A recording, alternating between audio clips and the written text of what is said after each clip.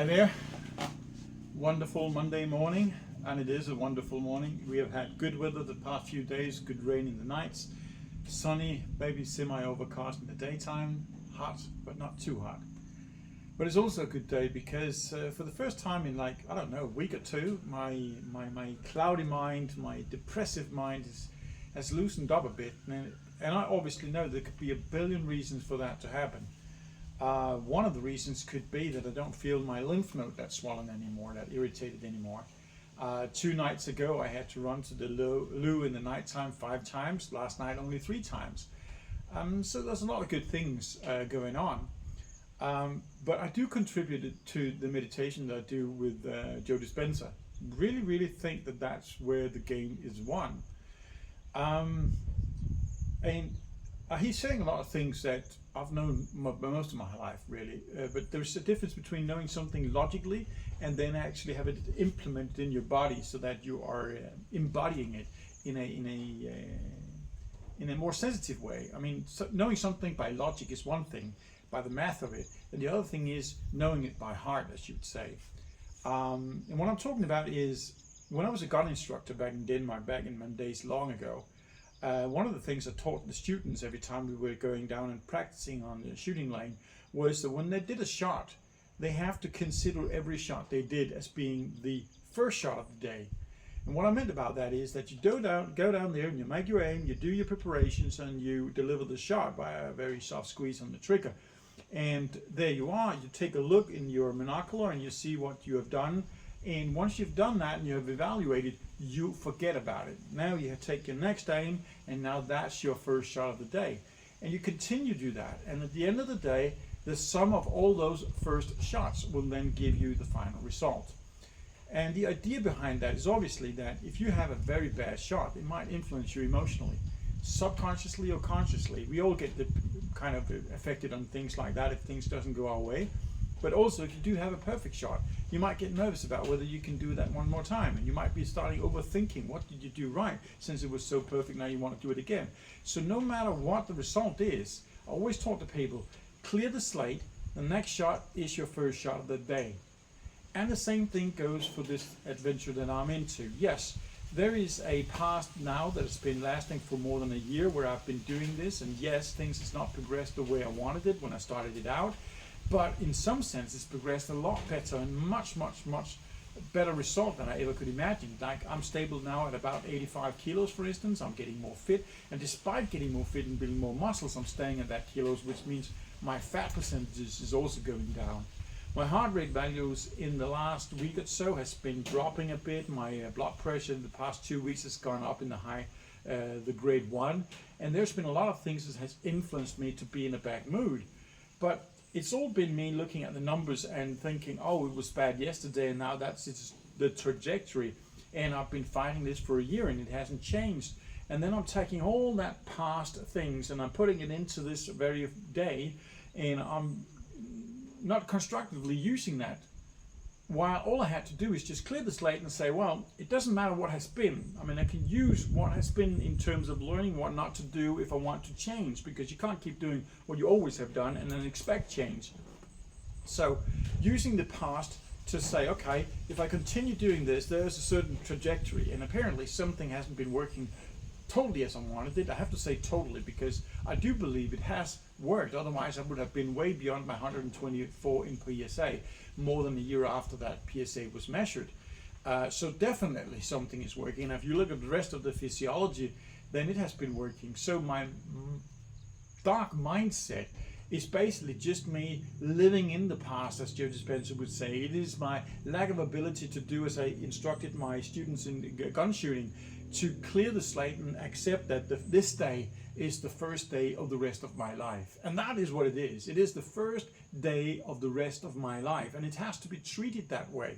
And if it was the case that I now was sitting here in a sunny day and I'm thinking, okay, the water pressure at nighttime is getting a little bit annoying, and it has been increasingly annoying over the course of the last year, then I might be saying, okay, let's go to the doctor and let's have it checked out. And he will come back with a PSA, let's say it's the same as it was 14 days ago, 97.7.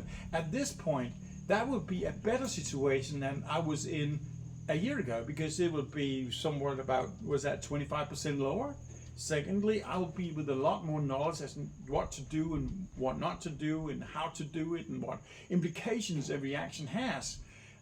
So if I consider this the first day of the rest of my life and I act upon it in accordance to that, then I'm in a much better place than I was a year ago. And that positive attitude is not counterproductive. To the contrary, it is very productive to your health, because it sends some good vibes through your body and it gives you an optimistic view of the future.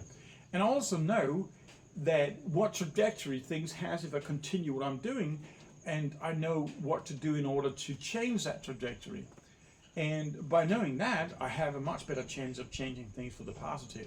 So it's been some very interesting good days here, and like I said, I've only been doing meditation for like 3 days. It is a very interesting sort of meditations, and it has awakened some of the knowledge that I've already had and I've implemented for so many times. But for most times I've implemented it as a mental mathematical kind of thing, not a whole body, I feel it kind of thing. And that's what's really going to change now, and what has already changed a little bit. So I can feel that although there's absolutely nothing changed in my physiology, or almost nothing, there is some improvement in places where I've been annoyed a little bit, like the lymph node. And apparently it seems to be a small improvement in terms of my blood pressure. It was at high normal today. It also seems to be improving in terms of how many times I got to go to the loo. But you can't make statistic on 2 or 3 days. You gotta take a look on it. But I will take it as a positive notion, because a positive notion is probably something that will breed positive notions. So let's just do that. So quite interesting.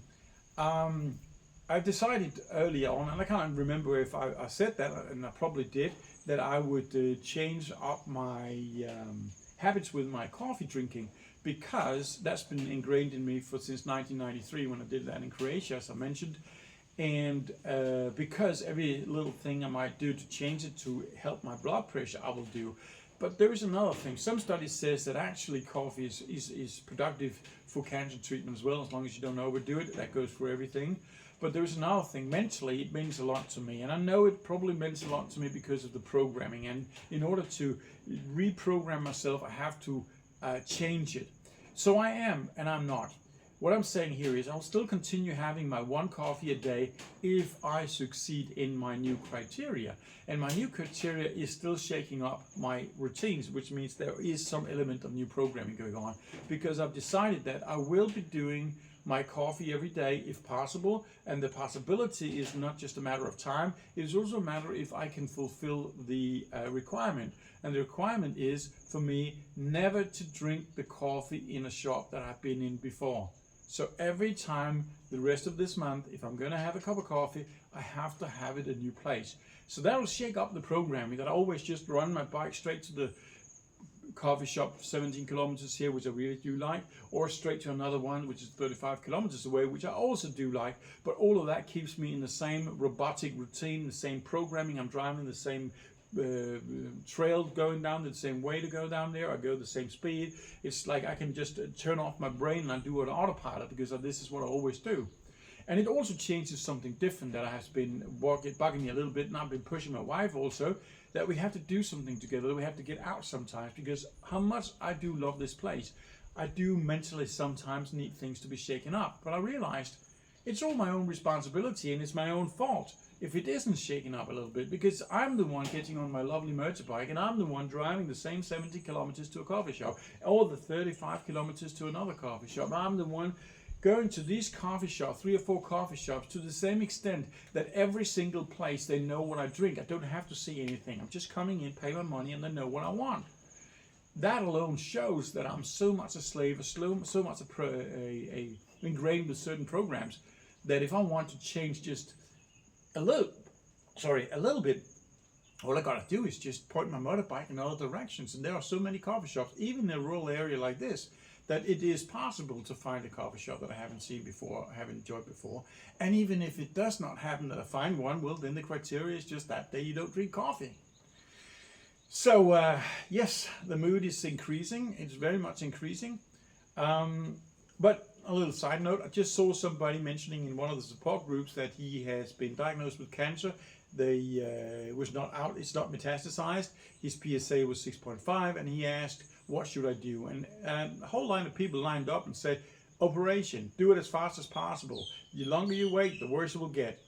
There's some truth to that, obviously, but I chimed in and I said, well, don't get panic. I mean, I've been here for a year, and I don't mean don't panic in terms of don't do anything. What I do mean is actually do something. Be conscious about what you do. Do your research, change your lifestyle, change your diet, change your mental setup, and make sure that you make these positive changes in your life. Then it won't matter really if you might wait 3 months, 5 months, 6 months, especially when you're in such a low PSA level. But I feel guilty saying that, because I know that every single person on that website who says go for it right away, they are backed by the money-making scientists or doctors who says go for it right away. Every single person on the planet will do that. And when they say like that, and they are backed up by doctors and the professional professions, they got their back clear when the person comes back and say, okay, I did it and it saved my life. But now I can't pee, now I can't sleep, now I got pain, now I got this, now I got that. Yeah, but we said it, we did it, and the doctor said it, and they are the ones who educated. I think it's so bloody lost in translations here. I am luckily in a situation now where I can actually physically say, even with a stage 3 metastasized prostate cancer at the level of 124, you don't need to rush it. Absolutely not. But I also have to emphasize, you cannot just sit back and say, all right, I don't need to rush it. I'll just sit here and contemplate my future. No, you got to get out of your chair and you got to get moving. That is a requirement, because there's definitely something wrong in your body when you got cancer. There's no arguing that. But what I just do not like is that the general consensus is destroy your health to mitigate a problem you really don't have, unless the paper says so. And that's where it is. Most people, I would say, if they got a PSA less than 10, they are the very rare cases if they have any symptoms whatsoever. And why would you rush headfirst into a huge amount of symptoms and devastating problems that will be lifelong lasting and probably will keep you medicated endlessly? Because, I mean, you get osteoporosis if you get ADT, or you get nerve issues, you get sleep issues, and you get blood pressure issues, you get diabetes issues, you can get all these sort of things. I know you can mitigate those, but doing the things I'm asking people to do before they jump to all these destroying methods. Exactly the same thing that people say, oh, but you don't need to suffer from all the side effects of ADT, the hormone treatment. No, that's true, but you don't even need the hormone treatment if you just jump on the wagon first time over instead of jumping on the ADT first. It's not about stopping things right away. You see people at stage 4 being healed by natural means, when the medical facilities, they have given up on them and saying, well, now you are in the final stages of your palliative care. You got like a month or maybe 2 or 3 months left. And then people, they surrender to the fact that they can heal by themselves, but only when they're pushed against the wall, only when they got their bodies totally destroyed by the medical professions do they do that. And I'm saying, do it the other way around. Then you don't have the destruction first. You can try to mitigate it on your own and see what goes on, and you will know that anytime you want to, you can just jump on the destructive procedures from the medical industry. I don't see why people should jump on that. Cancer is not an unnatural thing. Cancer is a perfectly natural thing. What is unnatural, it is when it goes rampant. We got cancer all the time. It is a physical part of nature. It is a minute, small mutations of cells that the immune system will attack and destroy before it becomes a diagnosis, or something of a magnitude that requires a diagnosis. And because of that, then you can also reverse it by doing changing all the way you have in your lifestyle that's been wrong. I know that that is a hard thing to do, because we don't even know what that actually means. You just go to websites and talks about diet, and you'll find people being adamantly proving that that is the vegetarian diet, that's the only way, or the Mediterranean diet that is, or the keto diet that is. And for my sake, it is keto war. I have expressed, at least in some videos, but I don't know if I've posted them yet, because there have been certain problems with my filming. I do understand that there might be a problem with the keto war diet, and I've just recently realized that, because it might be like saying keto war is the optimized diet for human beings. It is the way that they live the best and the strongest, and I kind of feel like I've proven that over the past year in my own personal experience, it really helps me a lot, and I've got so much more energy, and I've got so much more fit, and I feel so much more happy in general terms. But it might be just like saying running is good for your legs, but if you've got a leg injury and a knee injury, running might not be the best thing to do. You might have to find other ways to do it. And I have recently contemplated that there might be a need to look more in direction of a keto diet minus the carbs, meaning the bread, the rice, the potatoes, and the pasta. Maybe that's the way to go in reality. So it's less meat and more vegetables, and without these other four things just mentioned. Maybe that's really the way to go when you do have cancer. I don't know that for sure, but that's something I could play around with. But I do know that I feel satiated, I feel happy, I feel full, and I don't feel the cravings when I'm on my current keto diet, which is 80% meat, animal product, and a very, very small amount of vegetables. Basically, it's only tomatoes and broccoli. That's the only vegetables I get.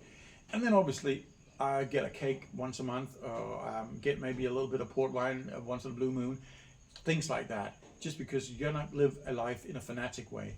But that's for something that I have to research into. But it's a usually difficult subject to research, because if you do out there and ask people, even the experts, they don't agree on it.